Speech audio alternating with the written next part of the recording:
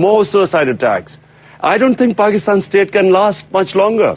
I don't think the country can take this much longer. Mr. Khan, we have spoken many times in the past, and you know I'm sympathetic to certainly some of your arguments about what is instigating the rising radicalism in Pakistan, but I think you did not answer my question directly, and I hate to push you on this, but yes, you are correct. The Pakistani army has been attacked. The ISI has been attacked. The Pakistani people have suffered terribly. But is it not the case that there are elements within both the military and the intelligence services who are favorable, who have helped, who have assisted certain of the Taliban and even al-Qaeda elements within Pakistan for very subtle and important reasons in terms of your dynamic with India?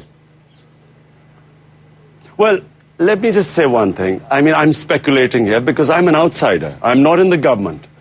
But don't forget that not very long ago, the same Mujahideen, same Osama bin Laden, al-Qaeda were closely affiliated to the ISI and, in fact, CIA when they were fighting the Soviets. And so when Pakistan changed after 9/11, remember, Pakistan recognized the Taliban government.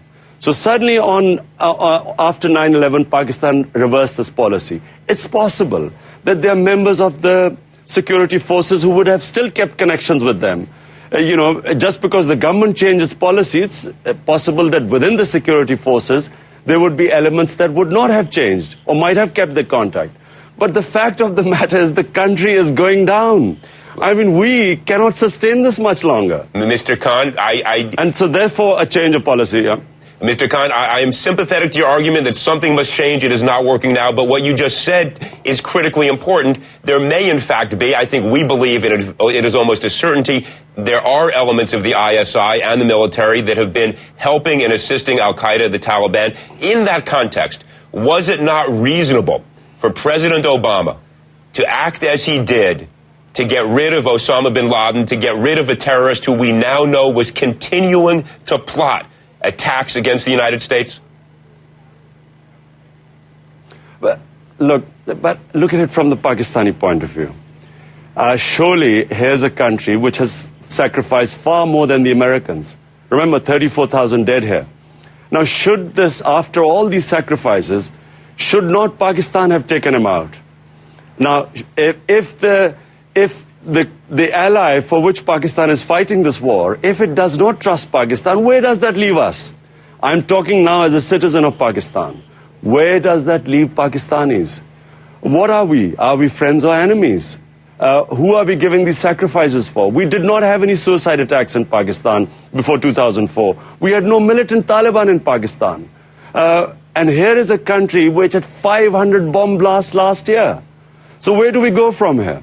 I, as a citizen of the country, am asking myself the question, can the country take this much longer? Your point is that you think that Pakistan is not a trustworthy ally.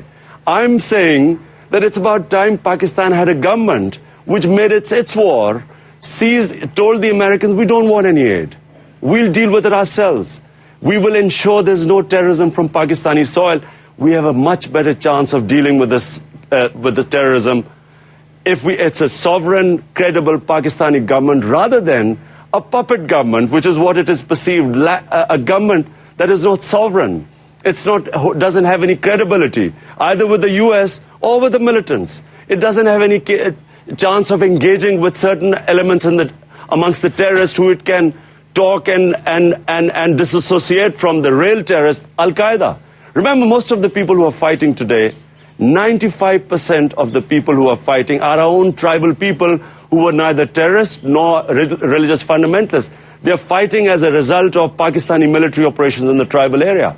So Mr. a credible Khan? government should